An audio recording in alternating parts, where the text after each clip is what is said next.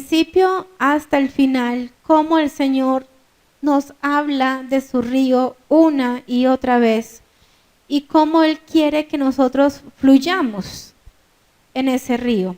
Así que vamos a comenzar, vamos a tener bastantes pasajes hoy, así que preparémonos. Vamos a Génesis 2 del 8 al 14.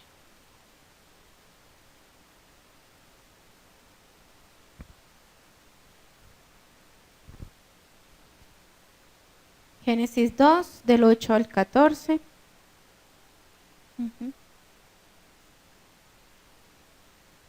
Amén.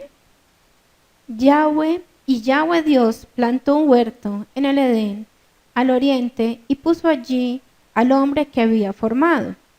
Y Yahweh Dios hizo nacer de la tierra todo árbol delicioso a la vista y bueno para comer, también el árbol de la vida en medio del huerto y el árbol de la ciencia del bien y del mal. Y salía del Edén un río para regar el huerto, y de allí se repartía en 4 brazos. El nombre del uno era Pisón, este es el que rodea toda la tierra de Havila, donde hay oro. Y el oro de aquella tierra es bueno. Hay allí también bedelio y ónice. El nombre del segundo río es Gihón, este es el que rodea toda la tierra de Cus. Y el nombre del tercer río es Hiddekel. Este es el que va al oriente de Asiria, y el cuarto, el río Éufrates. Entonces, vemos aquí una cosa bien importante, y es que desde un principio el Señor estableció el Edén con todo lo necesario para que el hombre viviera bien, ¿sí?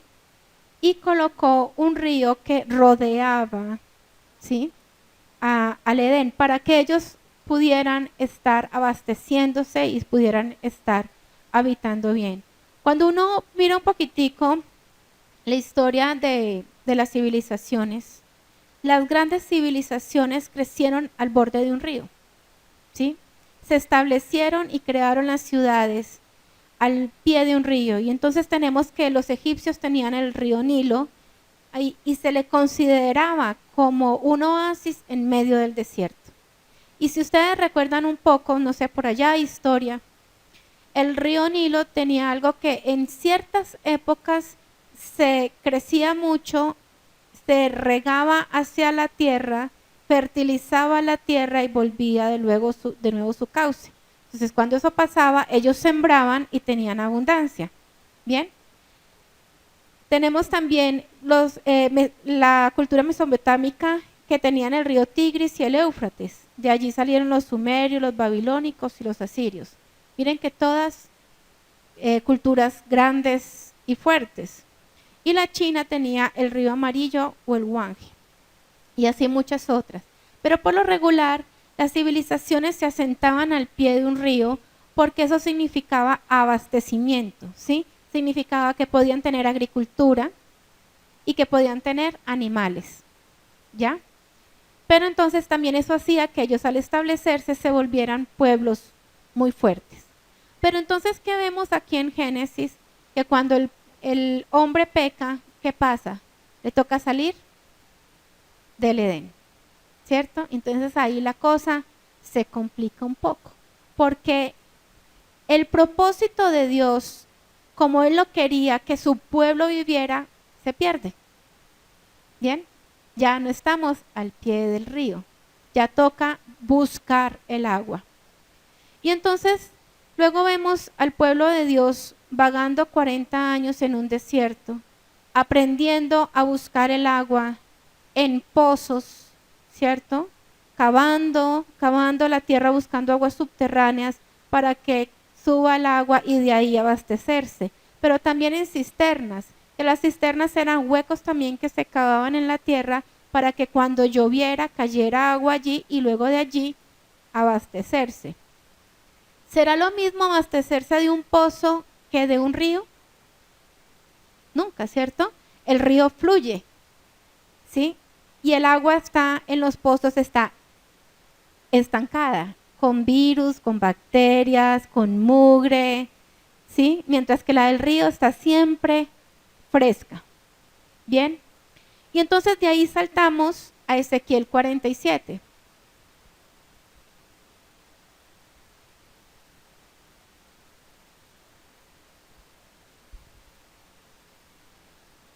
Bueno, y antes de, vemos que cuando el Señor les dice que van a entrar a la tierra prometida que tenía,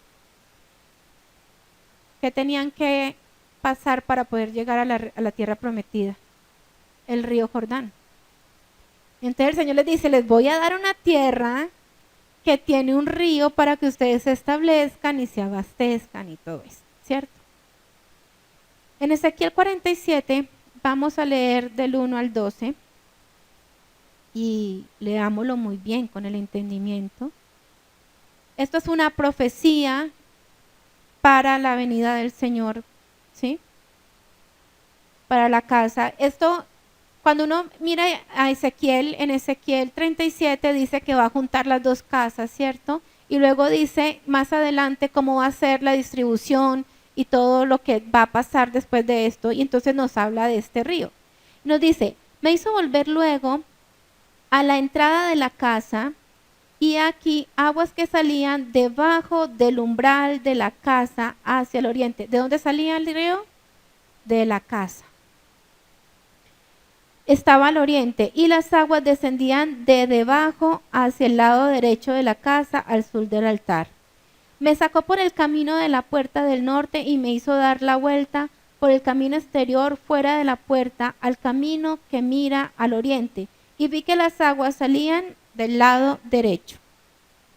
Y salió el varón hacia el oriente llevando un cordel en su mano, y midió 1000 codos, y me hizo pasar por las aguas hasta los tobillos. Cuando uno entra a un río y está con las aguas hasta los tobillos, usted chapucea, usted camina, usted se devuelve, se va para la orilla, como quiera, ¿cierto?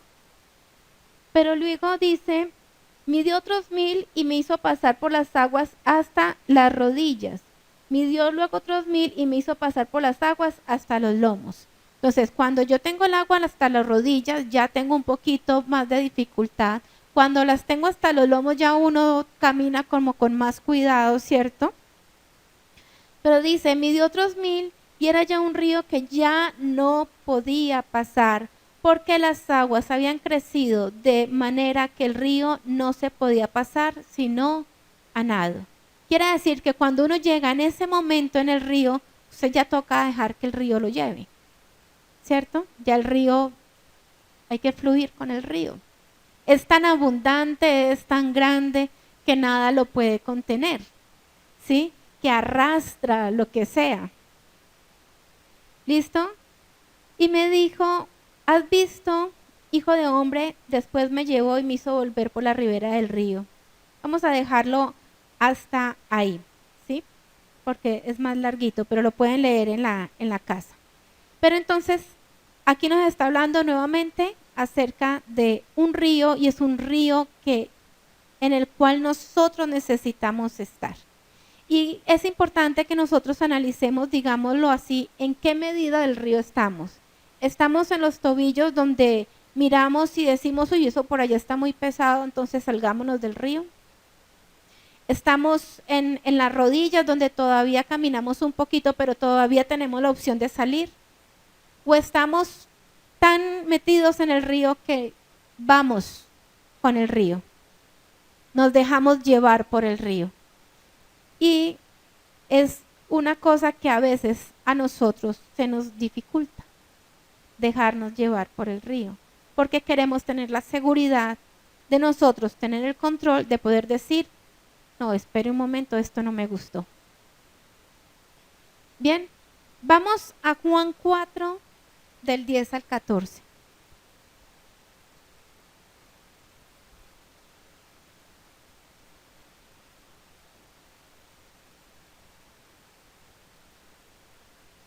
Miren que estamos haciendo como un panorama completo en la Biblia y estamos pasando casi por toda la Biblia mirando el mismo tema, ¿sí? Que es repetitivo. Bien, dice en el versículo 10, respondió Yeshua y le dijo, si conocieras el don de Dios y quién es el que te dice, dame de beber, tú le pedirías a él agua, tú le pedirías y él te daría agua viva. La mujer le dijo, Señor, no tienes con qué sacarla y el pozo es hondo. ¿De dónde pues tienes el agua viva? ¿Acaso eres tú mayor que nuestro padre Jacob que nos dio este pozo, del cual bebieron él y sus hijos y sus ganados? Respondió Yeshua y le dijo, cualquiera que bebiere de esta agua volverá a tener sed, mas el que bebiere del agua que yo le daré no tendrá sed jamás, sino que el agua que yo le daré será en él una fuente de agua que salte para vida eterna. La mujer le dijo, Señor, dame de esa agua para que no tenga yo sed, ni venga aquí a sacarla. Yeshua le dijo, ve y llama a tu marido y ven acá. Y respondió la mujer y dijo, no tengo marido. Yeshua le dijo, bien has dicho, no tengo marido, porque 5 maridos has tenido y el que ahora tienes no es tu marido. Esto has dicho con verdad. Entonces, aquí ¿qué vemos? Alguien que necesita saciar su sed, que el Señor le muestra la forma correcta de saciarla, pero ella dice, no, un momento, ¿cómo usted me va a decir que yo sacie mi sed si yo aprendí toda la vida que yo iba a sacar el agua de un pozo? ¿Y cómo era el propósito original de Dios en Génesis? Que tuvieran el río. Pero ella se quedó en el plano de yo tengo que abastecerme de un pozo, donde el agua está estancada, donde el agua está sucia, donde el agua se puede acabar y luego tengo que ir a cavar otro pozo. De la cisterna que si llovió está llena y si no toca esperar a que se llene. Ella se saciaba de una fuente que se agotaba, que se acababa. La muestra de ello está en que tenía 5 maridos. Había tenido 5 maridos. ¿Qué significa esto? Empezó con el 1 y este no le funcionó. El pozo vacío. Entonces cabemos otro pozo, consigámonos otro marido y este tampoco me funcionó. El pozo vacío. ¿Sí? Entonces ella le dice, Señor, pues no tengo marido. Entonces le dice, sí, porque el que tiene ahorita tampoco es tu marido. Podía ser el amante, podía ser el marido de otra. Pero ¿qué estaba mostrando ella? Le estaba diciendo el Señor a ella, usted está buscando desesperadamente saciar una necesidad, pero donde usted sacia esa necesidad, siempre se le va a acabar. Pero si usted sacia su necesidad con la fuente de agua viva que es Yeshua, va a ser tan saciado eso que de su interior va a fluir una fuente. ¿Qué significa eso? Una fuente es como cuando hay un nacimiento, ¿cierto? Que de la nada hay un riachuelito que fluye por ahí dentro de una piedra y está pequeñito y luego va creciendo y se convierte en ese río en el cual no podemos nosotros sino nadar. Eso es lo que quiere el Señor con nosotros. Que de nuestro interior fluya un riachuelito que va a mantener brotando y brotando, pero que eso que nosotros hacemos se convierta en algo tan grande que nosotros no podamos visualizar después o imaginar lo que se va a convertir. Pero ¿qué pasa con nosotros? Que muchas veces decimos, Señor, yo te voy a servir, sí Señor, y fluyó la fuentecita. Pero después decimos, no, pero ¿cómo así que hay que guardar el Shabbat? ¿Cómo así que hay que guardar Shabbat en este tiempo y en este tiempo y hacer esta fiesta y no dejar y comer bien y tantas leyes y tantas no sé qué? Volvemos otra vez a sacar agua del pozo y de la cisterna. Y no dejamos que la fuente que hay en nuestro interior fluya como debería ser. Eso es lo que Él quiere.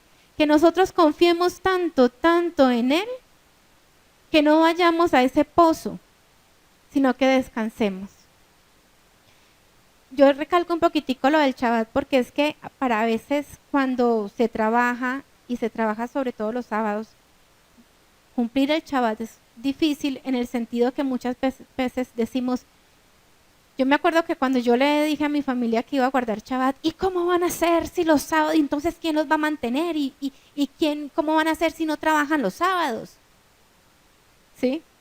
Pero si el Señor es quien sacia mi sed, si el Señor es quien me provee, pues yo no tengo que ir a mi fuente de trabajo, mis manos, porque Él es el que me va a suplir. ¿Cierto? Entonces, cuando nosotros entramos en las raíces hebreas, pasa lo que pasó con la samaritana. La samaritana tenía su esquema de vida basado en que ella recogía el agua en el pozo. Cuando nosotros llegamos a las raíces hebreas, el Señor nos dice, ustedes tienen que saciarse del agua de vida eterna. Y para que en ello pase, luego va a pasar que de ustedes va a fluir una fuente. Bien, pregunta, ¿está fluyendo esa fuente de nosotros o estamos saciándonos del pozo?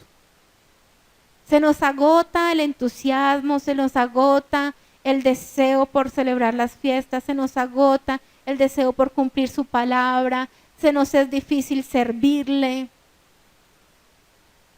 Entonces, estamos saciándonos del pozo. No tenemos nada que dar. ¿Bien? Y luego entonces vamos a saltar a Juan 7:39 un poquitico más adelante.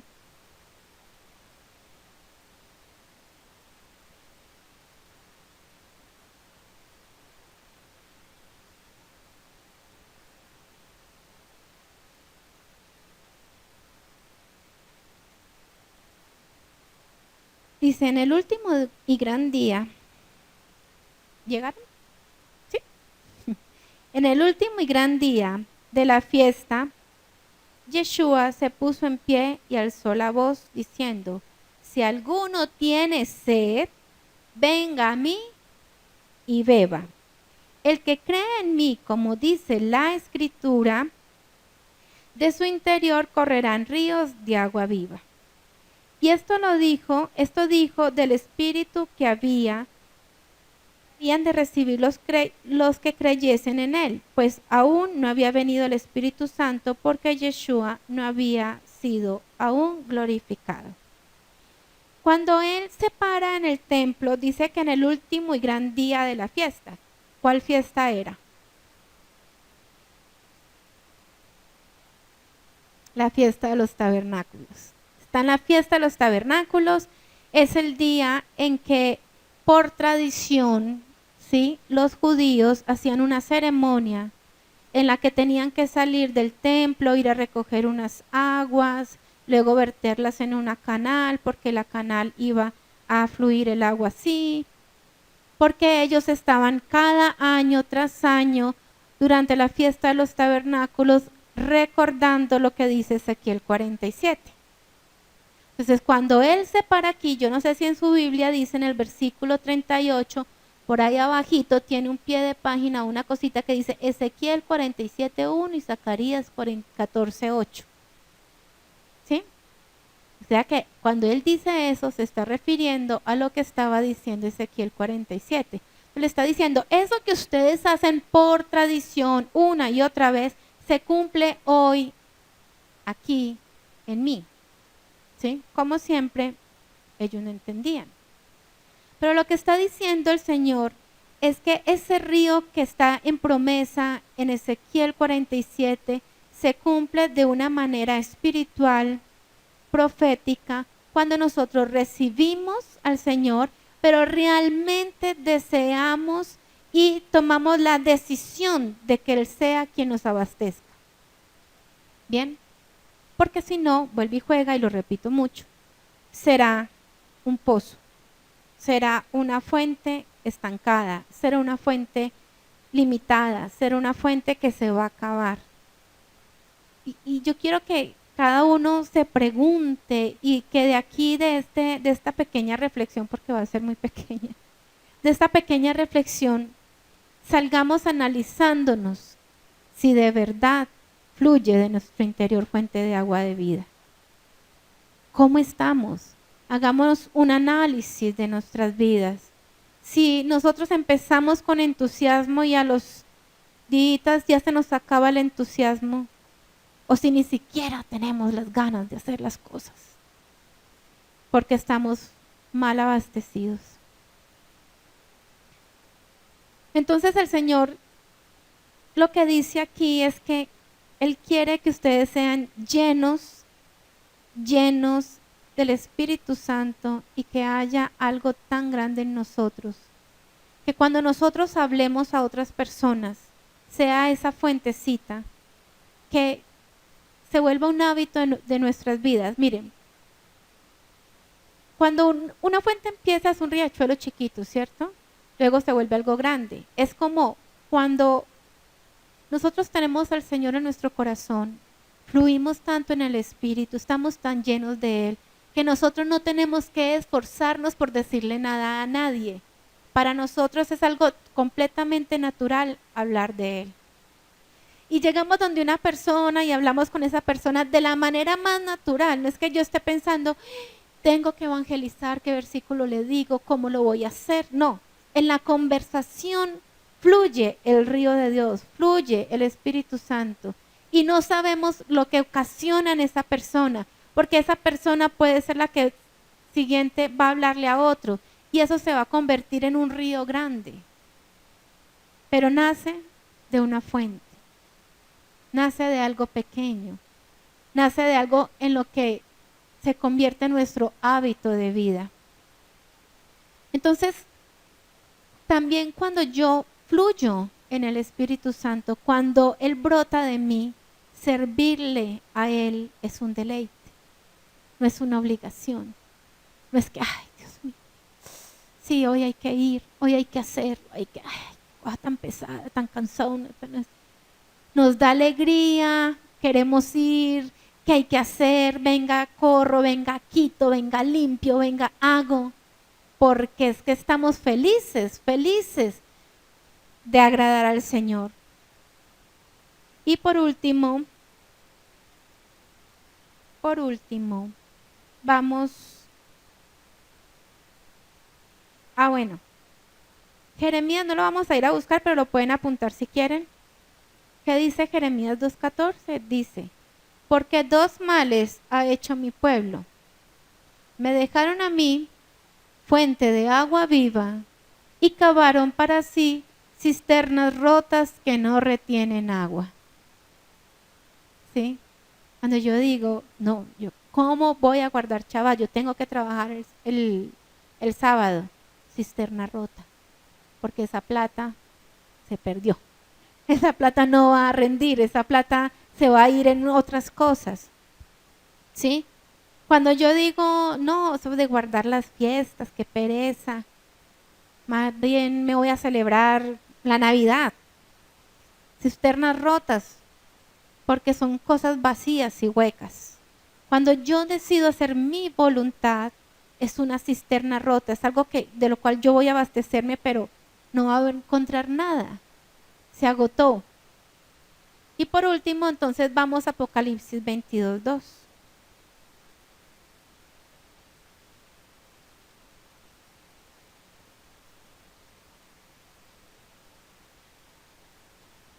Bueno, 22, desde el 1. Vamos a leer desde el 1.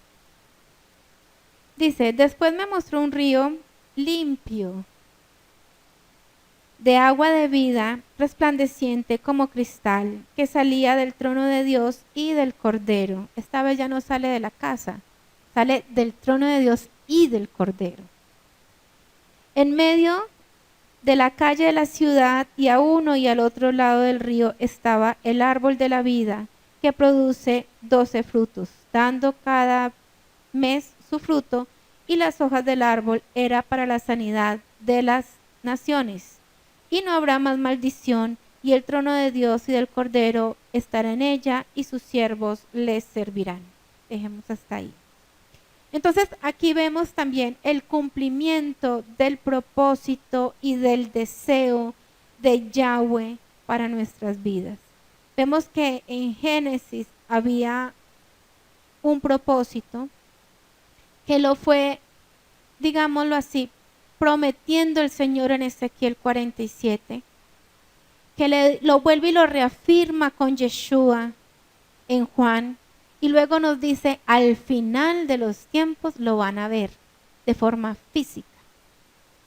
Bien, entonces esta es mi reflexión. Pensé que iba a ser más larga. No sé si la pastora quiere aportar algo, ¿no? Entonces,